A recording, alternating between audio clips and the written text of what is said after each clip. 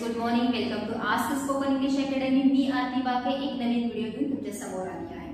Last व्हिडिओमध्ये आपण have has आणि हॅव हॅजचे निगेटिव्ह कसं होतं ते बघितलं होतं. आज आपण बघणार आहे हॅड. हॅड हे काय आहे? हेल्पिंग वर्ब आहे जे की भूतकाळामध्ये वापरलं जातं. This is a past form of had. Have जे क्रियापद आहे त्याचं हे भूतकाळी फॉर्म आहे हॅड. भूतकाळामध्ये आपल्या जवळ किंवा आपल्याकडे काय होतं हे सांगण्यासाठी याचा वापर केला जातो. एकच हेल्पिंग वर्ब असल्यामुळे सिंग्युलर आणि प्लुरल अशा दोन्ही सब्जेक्टसाठी आपण याचा वापर करणार आहे. कशा प्रकारे होऊ शकतात सेंटेन्सेस ते बघूया. जसं की आय हॅड माझ्याकडे होतं किंवा माझ्या जवळ होतं. वी हॅड आमच्याकडे किंवा आमच्या जवळ होतं. यू हॅड एक वचनी आहे तुझ्याकडे किंवा तुला होतं. तसंच यू हॅड अनेक वचनासाठी तुमच्याकडे किंवा तुम्हाला होतं. ही हॅड त्यांच्याकडे होतं. शी हॅड तिच्याकडे होतं. इट हॅड त्याला होतं. त्याला इन द सेन्स पक्षी प्राणी असतील जागा असेल एका पर्टिक्युलर गोष्टीकडे काय होतं हे सांगण्यासाठी आपण इटचा वापर करतो. त्याला होतं किंवा त्याच्याकडे होतं. दे हॅड अनेक वचनासाठी आहे त्यांना होतं किंवा त्यांच्याकडे होतं. दिस दीज दॅट दोज या चारही प्रोनाउन सोबत आपण एक स्क्वेअर ठेवलेला आहे जिथे आपल्याला यूज करायचा आहे proper noun.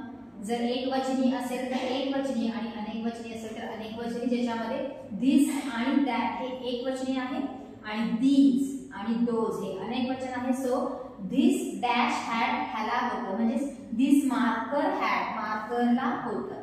This city had या शहरात होतं. तसंच दीज नंतर आपल्याला प्लुरल फॉर्म यूज करायचा आहे नाउनचा. दीज डॅश डॅश हॅड ह्यांना होतं. तसं दीज स्टुडंट्स हॅड या विद्यार्थ्यांकडे किंवा या विद्यार्थ्यांना होतं. देन दॅट डॅश हॅड त्याला होतं किंवा त्याच्याकडे होतं. अगेन इथं आपण एक वचनी घेणार आहे. जसं दॅट चेअर हॅड कव्हर त्या खुर्चीला कव्हर होता. आणि दोज नंतर परत नाउन येणार आहे जिथे की प्लुरल यूज करायचं आहे. दोज डॅश डॅश हॅड त्यांना होतं किंवा त्यांच्याकडे होतं. काय होतं तर दोज विलेजेस हॅड वेल्स त्या खेडेगावामध्ये विहिरी होत्या. म्हणजे एखाद्या व्यक्तीकडे वस्तूकडे किंवा ठिकाणाला काय होतं म्हणजे पर्टिक्युलरली काय काय असू शकतात. वस्तू असू शकतात, त्याच्यानंतर व्यक्ती असू शकतात, प्राणी असू शकतात, पक्षी असू शकतात, एखादं डिसीज असू शकतं, पैशाबद्दल सांगू शकतो आपण. जसं की I had a lot of money माझ्याकडे खूप पैसे होते. यू हॅड टेन्शन तुला टेन्शन होतं. दिस चेअर हॅड 4 legs या खुर्चीला 4 पाय होते. मीन्स भूतकाळामध्ये एखाद्या व्यक्तीला वस्तूला ठिकाणाकडे काय होतं हे सांगण्यासाठी आपण हॅडचा वापर करणार आहे.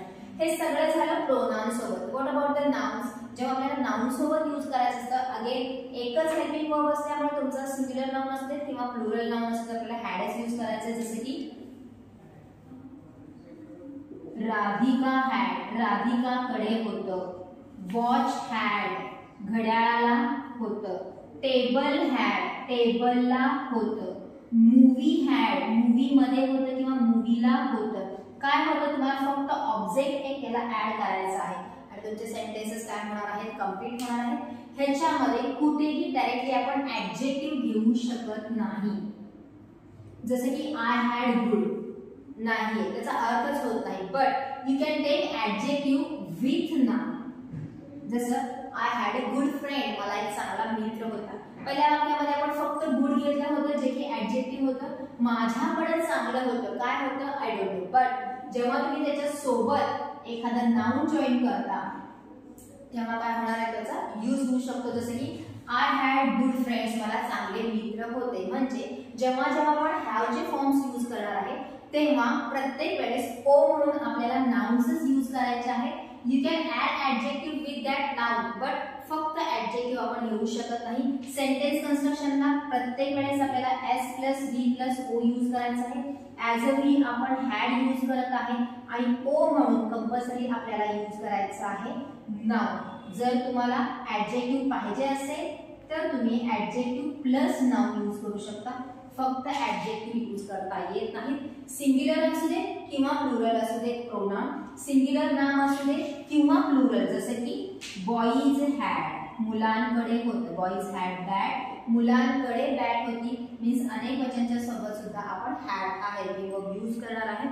लॉट्स ऑफ सेंटेन्सेसची प्रॅक्टिस तुम्हाला करायची आहे. एखाद्या व्यक्तीकडे एखाद्या व्यक्तीचं घेऊ शकता, एखादं ठिकाण घेऊ शकता, प्राणी घेऊ शकता, झाड घेऊ शकता, जसं की ट्री हॅड येलो फ्लावर, झाडाला पिवळी फुलं होती या अर्थाने, म्हणजे जे काही तुम्हाला दिसतंय त्याच्याकडे काय होतं भूतकाळामध्ये हे जर सांगायचं झालं तर आपण हॅड हे हेल्पिंग वर्बचा वापर करू शकतो. So this is for today. Make a lot of sentences, practice भरपूर करा म्हणजे तुम्हाला त्याचं काय होणार आहे, लक्षात येणार आहे कन्सेप्ट. फक्त सांगितलं आणि ऐकलं आणि समजलं असं होत नाही, प्रॅक्टिस ही तुम्हाला करावीच लागणार आहे. So thank you for today.